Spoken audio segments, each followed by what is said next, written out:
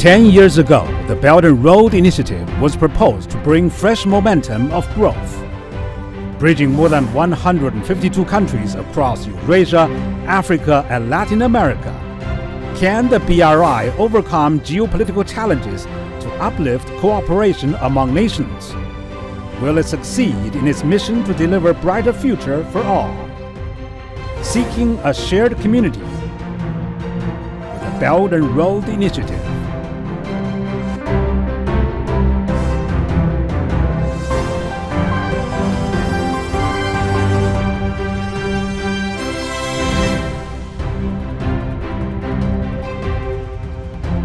Hello and welcome to Cgtn's special program on the Belt and Road Initiative. I'm Dong Shi. And I'm Li Qiuyuan. Thank you so much for joining us. 2023 marks the 10th anniversary of the Belt and Road Initiative proposed by Chinese President Xi Jinping. To mark the date, Cgtn has co-produced a series of programs with national media networks from Pakistan, Malaysia, Serbia, and Indonesia to explore the outcomes of bilateral cooperation under the Belt and Road framework.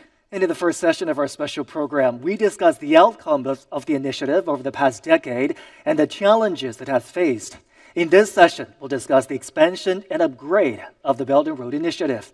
Here in the studio, I'm now joined by Amin Hamadi, Chief Analyst for the African Chamber of Commerce, Zun Ahmed Khan, Research Fellow from the CCG and the BRI Strategic Institute of Tsinghua University, Harvey Zodin, Senior Fellow of the Center for China and Globalization, also Zhang Gong, Professor of University of International Business and Economics.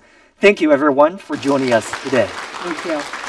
The Belt and Road Initiative has aimed to create various kinds of connections between Asia, Africa, and Europe.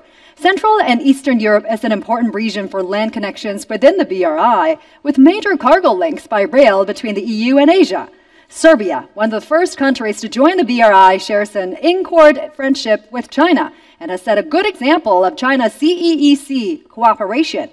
Serbia's national broadcaster RTS explores what the initiative has achieved over the past decade. Our guests at the studio, Dr. Jovan Chavoshki, sinologist at the Institute for Recent History, and Mr. Bojan Lalic, director of the Belt and Road Institute in Belgrade, will talk about the progress made by these two countries in the field of cooperation and mutual connectivity. Welcome. Mr. Lalic, how would you assess the biggest economic successes of cooperation between China and Serbia? I am sure that the biggest economic successes are yet to come.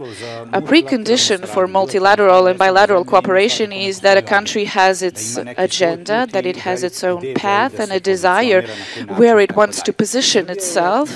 Serbia has made its path, its agenda. It's the only country in the region that has 4 scientific and technological parks and many business incubators. Serbia wants to be recognized as a country of high tech and innovations. It's important that people between these areas need to communicate. We are now at a level of constructing this infrastructure. The Chinese say when you want to do any job, a business, you first need to construct a road. Now we're constructing roads. Up until recently, our roads were very modest. Mr. Chavoshki, the 3-day visit of President Xi Jinping to Serbia in 2016 provided momentum both to political and economic projects and to the scientific and cultural cooperation, tourism, and connectivity between our two nations. Of all the projects, which would you single out as the key to our mutual interest as a sinologist and as a scientific worker? Yes, as you said, this visit was extremely important because it was the visit of a first Chinese head of state after 30 years. So this really did create a favorable political ambience to further develop cooperation, and it was a culmination of a process of building good political relations on a bilateral level, starting with 2009, when we signed the agreement on strategic partnership. it is extremely important to create a good political ambience with China that will then give rise to all other positive results in mutual cooperation. Of course, after the political level, this cooperation was shifted to the economic plan, and those are the projects that you and Mr. Lalic mentioned. At the same time, interpersonal contacts, which is something very important for me as a scientist and an educational worker, are really booming. When I was in China, when I was doing my PhD there, the connectivity wasn't as intense and the exchange was very rare, but now the people from China who want to learn about Serbia and ex-Yugoslavia, about its history, politics and economics, people are coming here more and more from China to study here, to learn, to study the territory here and all its segments. And what is also very important is that tourism exchange has been on the increase, especially when we abolished the visa regime. And this really helped to enrich and expand the context, interpersonal context. Now many Chinese tourists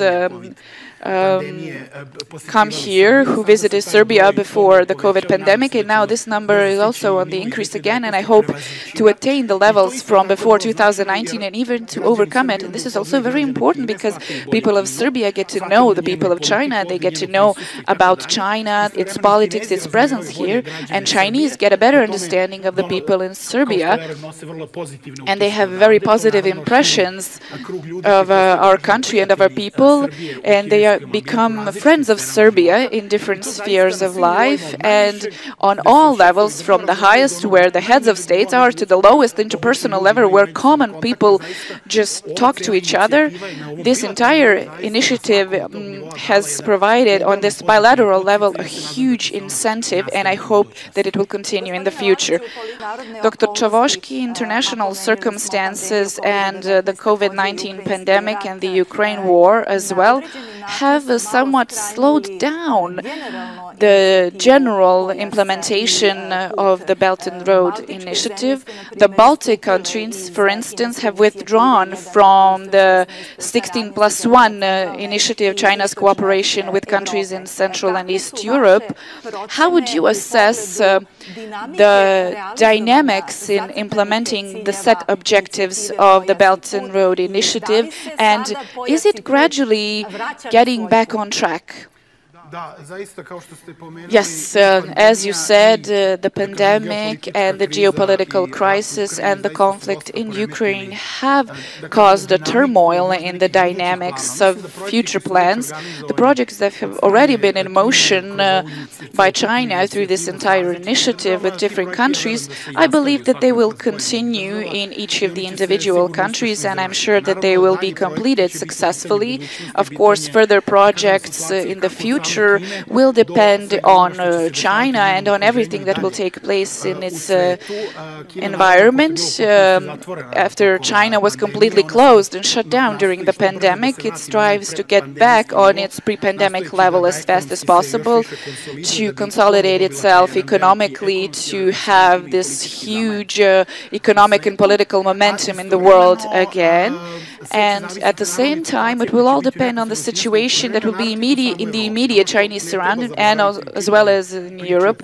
What we shouldn't forget about the Belt and Road Initiative is the idea to connect the European Union with the end east of Eurasia, of course personified in the People's Republic of China, but the question remains of the development of the European and Chinese relations in light of the conflict in Ukraine, where the European Union has become the belligerent party in this conflict, and China stays aside and is a peacemaker, a country that keeps open channels with all the participants involved in the crisis. So we will see how this will develop on the level of the European Union and member states in the member states of the European and also other countries in Europe, including ourselves. As you said, the Baltic countries, Lithuania has withdrawn, and the other two are very reserved. We will see the relations between China, Russia, the United States, the crisis. How will this reflect reflect on the initiative, on the certain countries in Central and Eastern Europe. But all in all, China wants to continue to develop this initiative, and it will continue to invest economic, political, financial, and other resources. I believe that individual countries will continue to cooperate with China on this agenda. Serbia will stay on its path of good bilateral cooperation with the People's Republic of China. Of course, in the wider European environment, it remains to be seen how this will reflect on it, but I believe that the Chinese Belt and Road policy will be now the primary importance for Chinese political and economic safety. All right, and my first question goes to Professor Gong here. We know Central and Eastern Europe is a vital hub for European connectivity. In your opinion, Professor, how important it is to incorporate this region into the blueprint of the Belt and Road Initiative? It's a very important piece. As a matter of fact, I've been to Belgrade before, so I know Serbia, very well. The Serbian people welcome Chinese investors. They're very friendly to people from China, and I think the cooperation between China and that region is in the context of the historical context. That there really hasn't been a lot of trade and business relationships between this area and China in the past, but now it's starting to change. One reason, of course, is the railway I just mentioned earlier. Another thing I think is also potentially contributing to a lot to more development of the relationship between the two sides is the port project in Greece, the Pararia project, which eventually they will build a railway from that port city all the way to Hungary's capital, Budapest. The section between Budapest and Belgrade is already under construction. I think it's not far away from opening up for operation. And then, in addition to this, there are also a lot of investment from Chinese companies in Serbia. Serbia's access to the European Union market is actually quite favorable, even though Serbia is not an EU member. So I think we have a mechanism in place, China 16+1 dialogue mechanism. I think it's between China and what's called the CEEC countries, and I think China's economic relationship with Europe, particularly that region, Central and East European countries, has a lot of potential. Russia has a different opinion on this, but this is something that we have to deal with. But overall, I think the countries, at least as far as Serbia is concerned, they view the Belt and Road Initiative in a very bright light. And by including countries like Serbia and other countries in Central and Middle East European countries, the Belt and Road Initiative is really fostering an economic network through 6 corridors zoomed, right, stretching away from China. How are you looking at it and the strategic thinking behind it? Well, firstly, I really have to agree with Professor Gong when he says there is a historic precedent for this kind of cooperation and connectivity. Even that we are calling it the Silk Road, there is millennia of history behind cooperation, mutual understanding, cultural connectivity in these regions that today make up the Belt and Road Initiative and the 6 corridors. So I think before we think about the broader geostrategic aspect, the fact is that every country along these corridors, people along these corridors are looking for better opportunities. You go to a country like Pakistan or Serbia and you ask them, okay, what is your domestic development plan? What do you ideally want to be able to achieve within your region? Because we all exist in a broader context. And they would definitely say, yes, it would be great to have a railway line connecting us with countries in the region. It would be great to have better opportunities for our people and better access to, beyond our borders. And I think that is the innate logic behind these corridors as well. What essentially we're looking at is connectivity. But this also takes me to that concept in the Shanghai spirit, which is about, mutual understanding, people-to-people exchanges, create a business environment that is conducive to better understanding and respect for one another, and then we create synergy as regions. And that is where, if we really look at China's vision for the Belt and Road Initiative, which is inspired by the Silk Road, a history of cooperation between these regions, it's it is motivated by this idea that we will create a better world together. Countries can be better off together. And we can all learn from each other. You know, the BRI has also fostered synergies with several other countries, national initiatives for national strategies such as Kazakhstan's Bright Road Initiative and EU's Juncker Plan, as well as Indonesia's Global Maritime Fulcrum. So, Amin, to you, how are you looking at the effectiveness of creating such synergetic relations? Well, I think starting point to talk about projects in Kazakhstan or in Malaysia shows the loyal benefits of the Silk Road, because it started with the land through Kazakhstan to Middle Asia till Europe, and then if you come from the sea, definitely you have to come out through Malaysia. And then the good thing about the BRI is that it can be divided into sub-projects or sub-initiatives with every different region with what they need. Earlier, Zoom has mentioned that when there are discussions between China and other countries or any other region, when they are asked, what would you like to have? What are the developments you are needed so that you can develop your economy differently? So I believe that the infrastructure built in Kazakhstan, in Uzbekistan, is not the same done in Ethiopia, in Kenya, in Egypt, or even in South Africa. So definitely these sub-projects can always help to make the clear picture about what China, or like also Professor Harvis mentioned, that it's not a Chinese project. It's actually all the countries or all the members that actually adhere in this philosophy or this vision to be benefiting from the Belt Road Initiative. Thank you, everyone. Why don't we turn to our audience to see where their thoughts lie with this topic. If you have a question, please raise your hand. We would appreciate it if you would kindly let us know where you're from and who you intend for your question to go to. Please. Who wants to go first? All right, that lady in the middle. Well, thank you so much for all the great discussions. I have a question for Mr. Hamadi. You're from Africa. So I was wondering if you can nail one area of cooperation in the next 10 years for China to be chiming in the continent. Thank you. Well, that's a very good question. I think what's lacking more in Africa is more connectivity. There are a lot of regions in Africa that are still missing electricity, that's still missing water, especially internet. Now, internet in our studies, in our work, it's something that is very important. And then we know how important is the Chinese infrastructure in terms of internet, in terms of connectivity, is so huge and large in Africa. And we hope that it's going to be more and more in.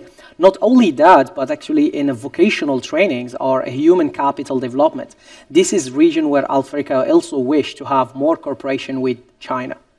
I may add one footnote to this. When it comes to Africa, it is a very interesting phenomenon in that there's actually a lot of trade between African countries and outside the world. But the intra-Africa trade, the trade between countries in Africa, for example, between your country, north of Sahara to the sub-Sahara region, is lacking.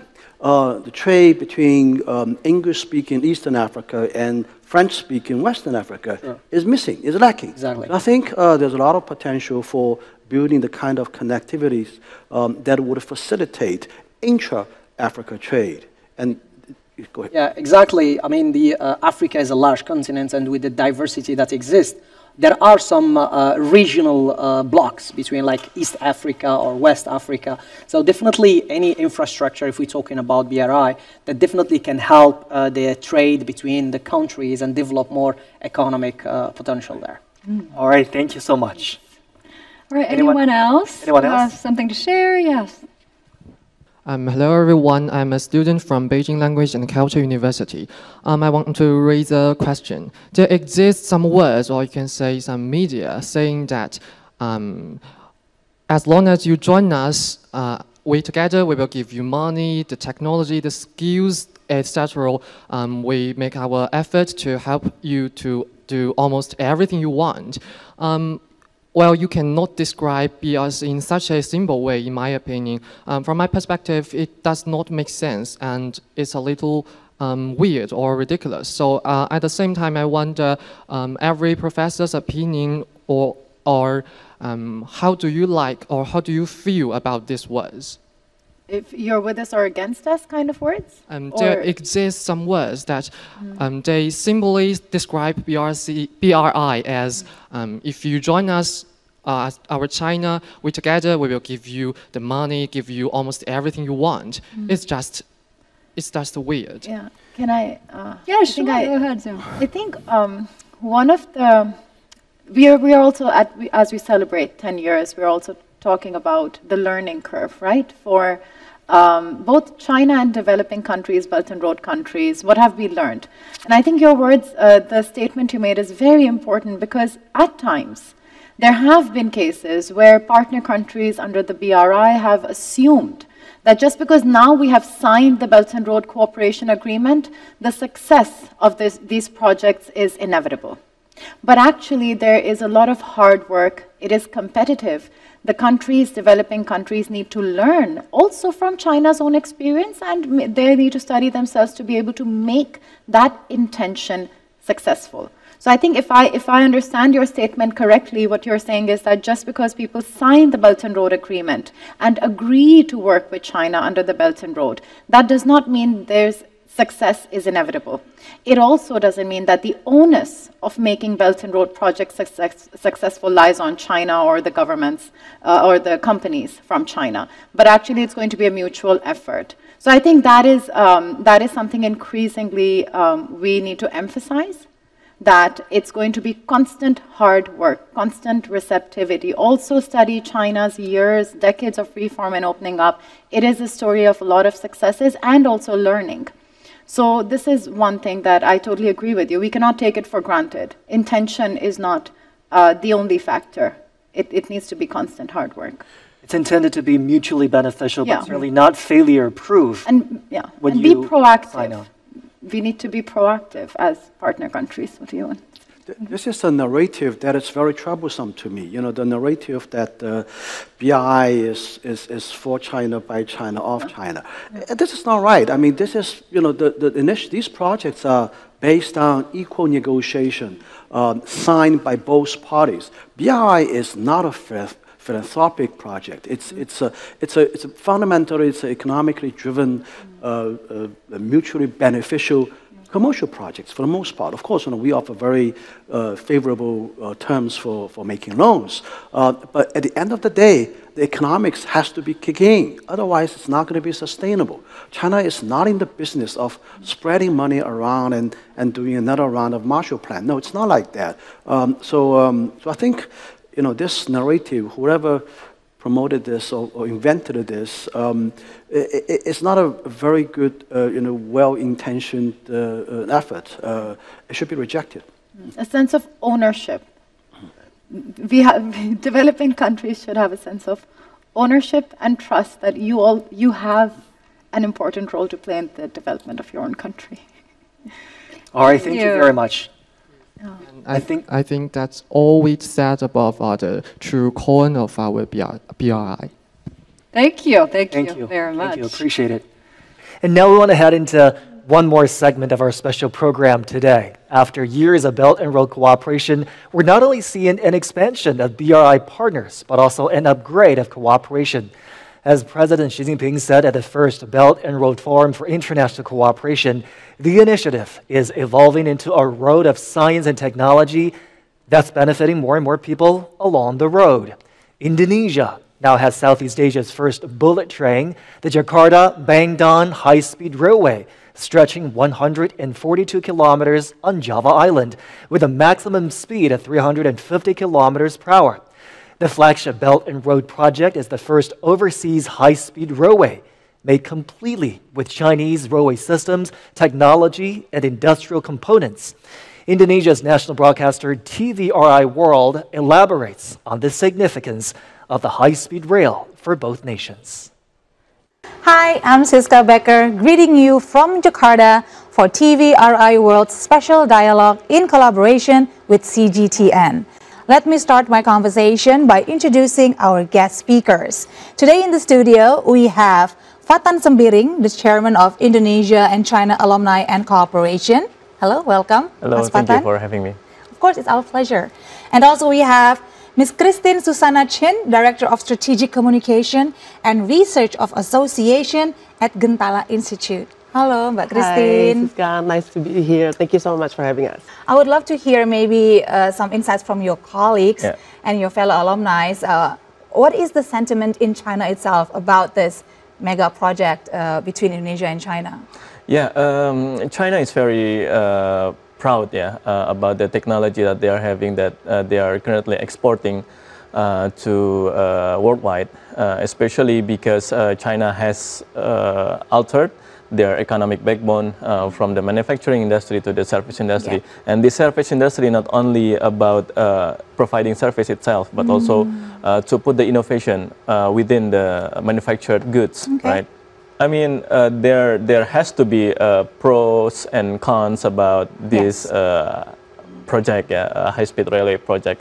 But if we are seeing it into the brighter minds and then seeing the future of Indonesia, capability of providing its people for better high-speed or better mass transportation methods, I think this is the exact way to learn from the best, right? I mean, seeing the Western companies like the Elon Musk himself, and then the other Western companies that they are trying to introduce the Hyperloop system, but then, hey, where is it? Where's the network of Hyperloop? You know, like from Dubai to wherever they are going, from New York to San Francisco in 3 hours. I mean, come on. I mean, there is this high-speed railway network that China is currently leading. Of course, there are Japan and Korean counterparts, or even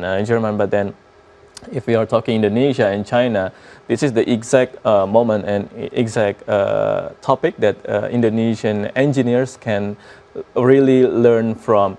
And the other thing that should be more interesting for Indonesian engineers or in Indonesian, sort of intellectuals to study more is about learning to be the system providers for electric vehicles, rather than only becoming consumers for the imported electric vehicles. And then, of course, we export the raw materials after the processing. But then, if we are talking about the ecosystem of the electric vehicle, Indonesia can also learn from China or from other countries that has the technologies that we can build ourselves for the system, not only the hardware.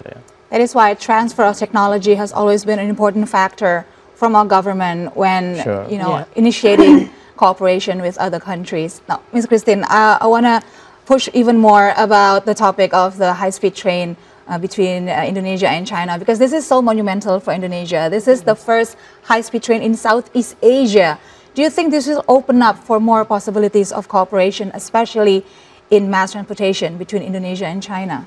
You have to remember as well that this will also be China's first in Southeast Asia. And for China, it's also important because this is a prestige project in a sense that no longer people look at made in China product as this cheap, sort of like mass smart, produced, durable, and then now it's a high tech, it's green, and it's smart. And we're quite lucky in a sense because we are developing this high-speed train in a moment where the smart technology is already in. So combining that with our thinking about developing smart governance and clean governance in Indonesia, there is definitely potential to pursue here, definitely, because I think it's absurd to think that we're only going to stop with Bandung. The whole idea is to connect Indonesia all over the place, not even just in Java. I mean, who knows, with the development of innovation and technology, not just in China, but probably somewhere else, because China is also, for example, cooperating with Germany in developing their high-speed train technology, Siemens. And So, you know, with the development of innovation and technology and cross-border cooperation, who knows that high-speed train can even cross islands, as, you know, our previous president, Sukarno, has always dreamt about, connecting Indonesia's many beautiful islands with sort of like transportations that goes beyond water and air, but also sort of like land. So this is definitely something that we're looking forward to. And there are, of course, a lot of challenges we face with the pandemic, with a lot of the domestic situations as well, and there are a lot of lessons learned from there. So I'm hoping that in the future, when we expand this network, we can always take lessons that we have taken, that we have gone through before, and continue the development in a better and even sort of like speedier momentum for us. About the Belt Road Initiative campaign by Mr. Xi Jinping, Mas Fatan, maybe you can add about how do you think Indonesia can benefit from this campaign to accelerate Indonesia's development and also the relationship between Indonesia and China? Yeah, sure.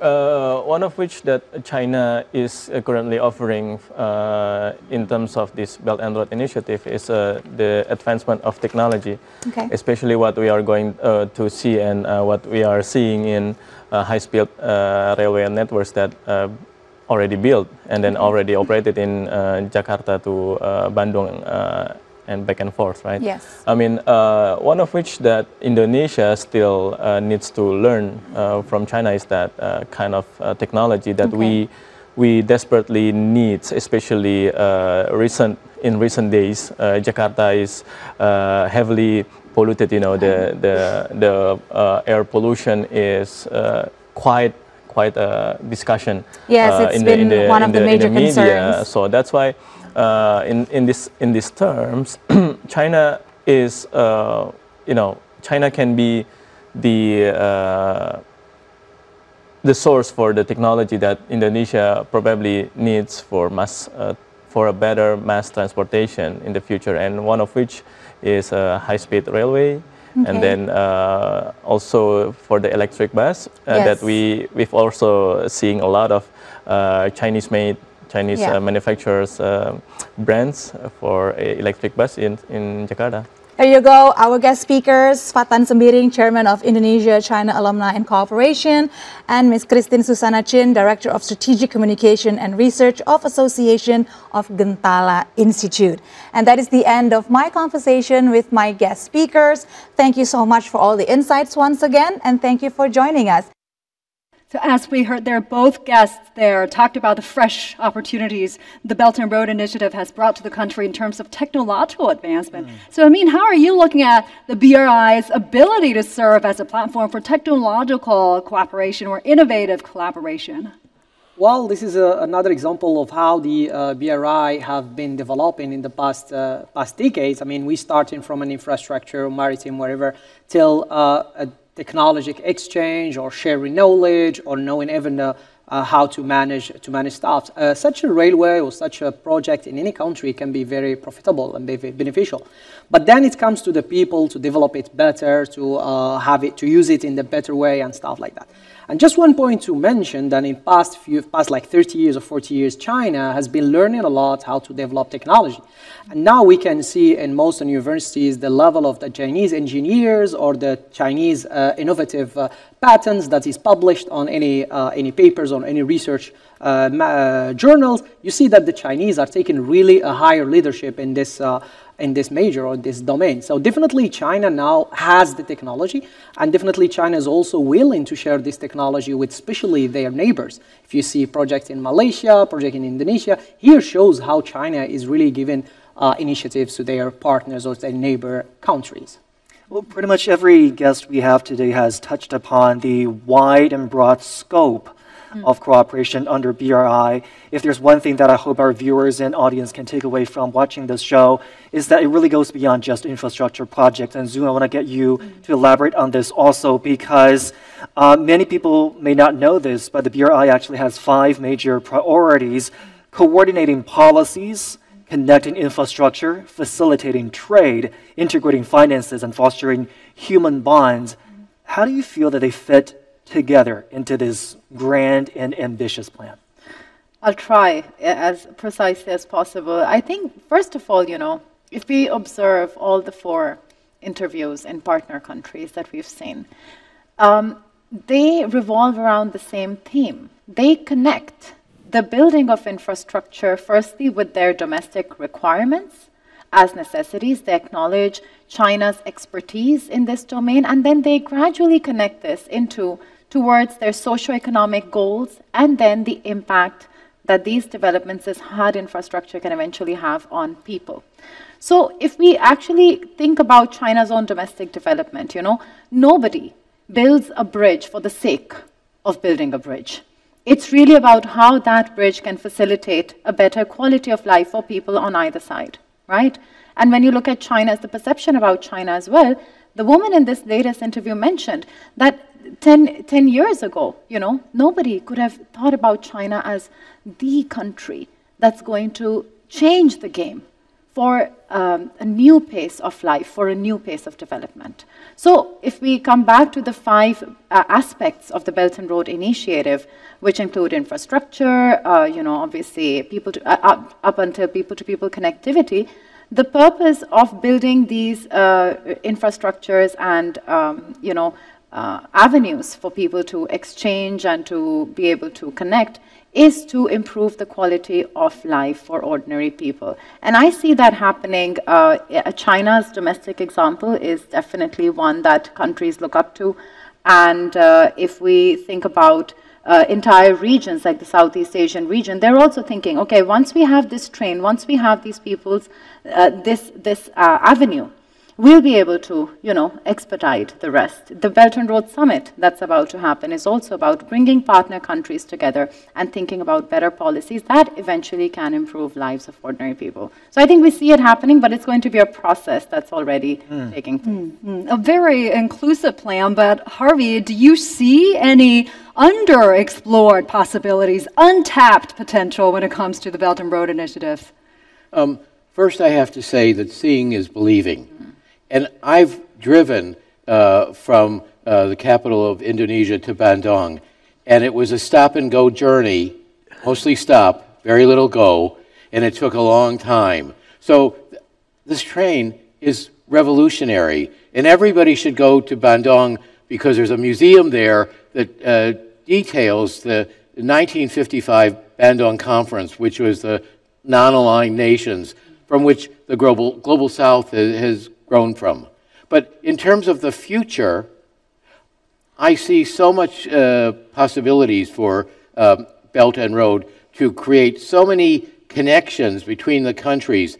And it's not one way, it's in multiple directions. So it's going to provide opportunities to know each other, to learn from each other, and also to profit from each other. And so I believe that we're on a road to future success and cooperation like the world hasn't seen except maybe along the ancient Silk Road. Professor Gong, I really like the fact that you brought up the lack of connectivity on the African continent itself. I mean, some of our audience members also expressed an interest in the development, or a lack of, for that matter, in Africa. We have to face the reality that many of the issues that existed in Africa before the inception of the Belt and Road Initiative are still there today. So when you talk about the Belt and Road Initiative helping to address some of these issues, to maybe alleviate the connectivity issues that you mentioned, what can we really anticipate going into the next chapter? Okay, so in order to answer your question, I will start by following up the theme you just mentioned. I don't know the audience if you know about the history of this. So you mentioned the Bandung Conference in 1952. This is a landmark conference. This is the first time the developing world, at the time, today we call it Global South, but at the time there are a few developing countries from Asia, also some actually from Africa. I still vividly remember the speech. I wasn't born when that happened. But I vividly still remember the speech I read delivered by Indonesia then President Mr. Sukarno. In the first paragraph, he said that beforehand we had the people leaders in the developing world would have to go to Europe. They have to go to America to have a conference to talk about their own affairs. But today we're having this conference in Bandung in Indonesia, and that's. go back to your question, I think, the connectivity issue in Africa somewhat resonates still, I think, the very famous statement by President Sukarno delivered in that Bandung speech. And I think, the Belt and Road Initiative solved a lot of connectivity, transportation problems in Africa, but we're not going to solve all the problems, right? And we're not going to wait until, we build like almost 100% full connectivity before we talk about more important, more economically driven issues. At the end of the day, Belt and Road Initiative is all about economics. And I think what Africa desperately needs is industrialization. The continent needs to develop. The continent needs to manufacture things. Instead of just mining things from the ground or plant things from the ground and just export to the rest of the world. This is not going to make it. And I think it's we need to get into a sort of a cycle of building more infrastructures, more investment from China, more investment from other parts of the world, create more jobs, especially in manufacturing sectors in Africa.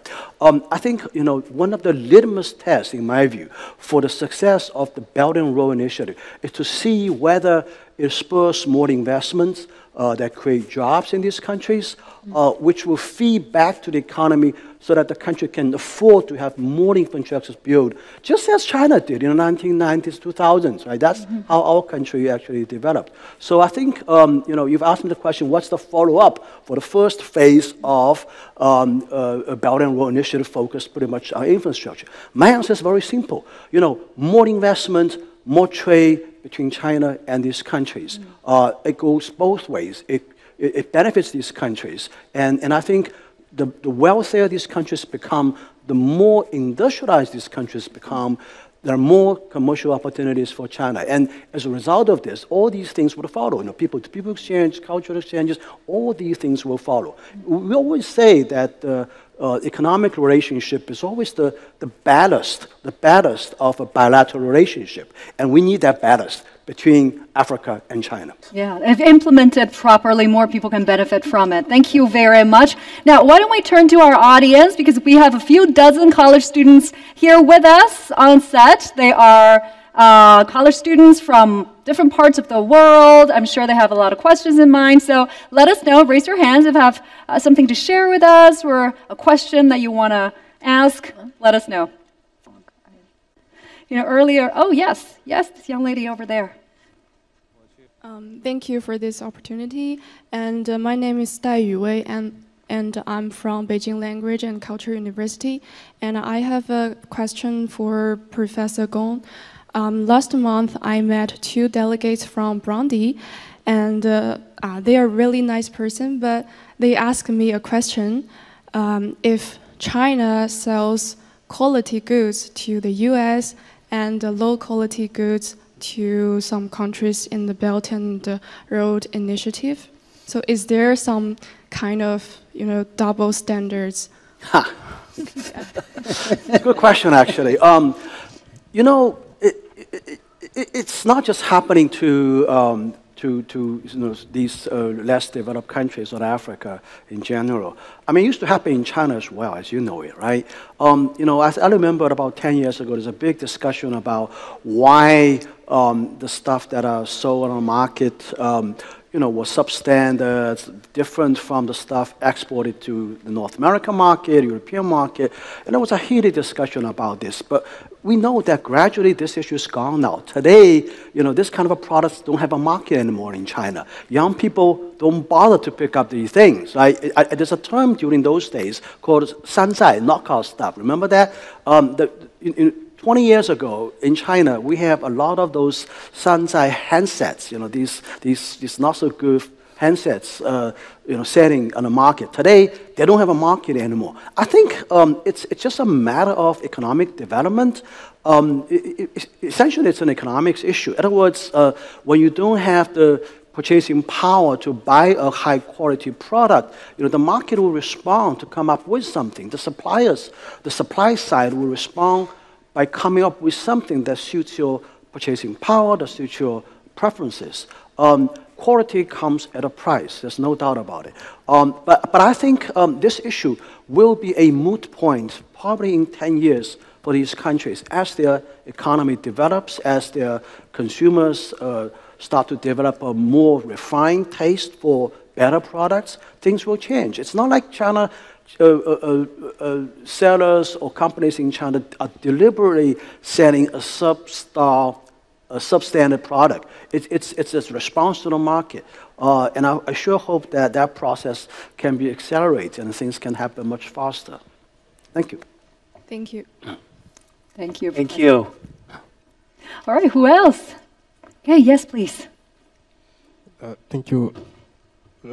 My concern is also about, like, in terms of education, like what are the prevent solution for example, like making up like some communities, young communities, so that as young generation we can get imprinted more about the new technology and learn more about like how to get that knowledge, and also for different like different region of the world, because I feel like there's still places where people still need like still doesn't know more about the new technology. So I would like to ask, is there my question is about all the professor, like, is there any platform where people can get maybe opportunities to go study, for example, scholarship, or I don't know, any kind of opportunities to go in other place to imprint themselves with the knowledge of new technology? Thank you. Well, I think there's a myth out there that says that you know, if you're from Africa, I guess, people from Africa are not so good at math or STEM, which is called STEM in general, science, technology, engineering, and mathematics. I think people in Africa should really step up and totally defeat this kind of a myth.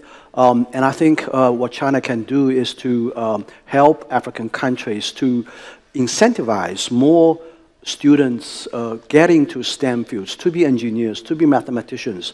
You know, if we're talking about manufacturing, we're talking about industrialization, we're talking about catching up with the West or even China in terms of technology, in terms of the latest emerging new scientific concepts. You know, you need an engineering base of labor force. So I think more students should get into these fields. And in that regard, I think China is actually doing something like that. I mean, we here in China, universities accept a lot of African students, providing scholarships and train people into these fields. And I think African side should also devote more resources to encourage young people to get into this. The gap between the African world and the most advanced, technologically advanced part of the world is not going to be closed if we're just talking about capacity building, and we're talking about politics, we talk about humanities all the time. At the end of the day, we need engineers to solve the world's problem, solve the problems in Africa. So I think this is very important. STEM, that's the word. STEM, go for it, STEM. You know, there's a movie in the 1970s, right? Graduates, Dustin Hoffman asked for career advice, and his I think his uncle tell him plastics. So plastics was very popular in the 1970s. Today, for African students, my answer is STEM. That get into STEM. All right, thank you, Professor. And I want to thank all of our audience members for listening, thinking, and brainstorming with us today. And although we've gone about producing this special program in segments highlighting regional achievements, we do want to end on a more global perspective here with some final thoughts from our guests. Harvey, this one for you. You study China and its relations to globalization. Looking forward, the anti-globalization forces that dominated much of the past decade, will they deteriorate in the coming decade? Will they dissipate in the coming decade? And what will be their relations with the Belt and Road Initiative's success or failure? Well, to me, globalization is a fait accompli. It's not going away. We're not going to deglobalize. And so we're going to continue with globalization, and we're going to continue after the next couple of years in more full speed ahead. And I believe if we do that, there'll be more sharing of information, more trade, more cooperation, more multi-paths for everybody. But this idea about de-risking, I think this is a false thing. I think this is a point that's very close to decoupling. We're not going to have that. We've gone too far. And I believe that the future world will be one that's interconnected and where we can all benefit, and we are going to have a community of shared future for all mankind. You know, 10 years is a very important, remarkable milestone, but Zun, going forward, how would you look at the role of the BRI in shaping global geopolitical landscape? I think I do completely resonate with what Harvey just said as well. You know, moving forward, we are moving towards a world where the 80% matter much more. And as we can clearly see 10 years on, the Belt and Road Initiative has an inertia by now. It has an inertia because it truly resonates with the priorities of people along the global south and that represent a majority of the world. So moving forward, I think we will learn better ways to take more ownership of our development. We will have more platforms in more diverse parts of the world. Of course, in China we have so many, but in many other parts of the world, for different cultures, different civilizations to connect and learn from each other. And I think I have a very optimistic feeling about the future because really this generation, younger people have exposure. They are learning from history. They are learning from different perspectives. So we should just keep moving forward with the resolve that we have today. Yeah, keep moving forward. All right, I guess that's all the time we have. Thank you so much for sharing your analysis and perspectives with us. And thank you guys for staying with us the whole time. And that's going to do it for this special program on the Belt and Road Initiative. And as we mark its 10th anniversary, CGTN will bring you more stories and perspectives on the project. Do stay with us. I'm Zhong Shi. And I'm Li Qiuyuan. On behalf of the whole team here, thank you so much for watching. Bye for now.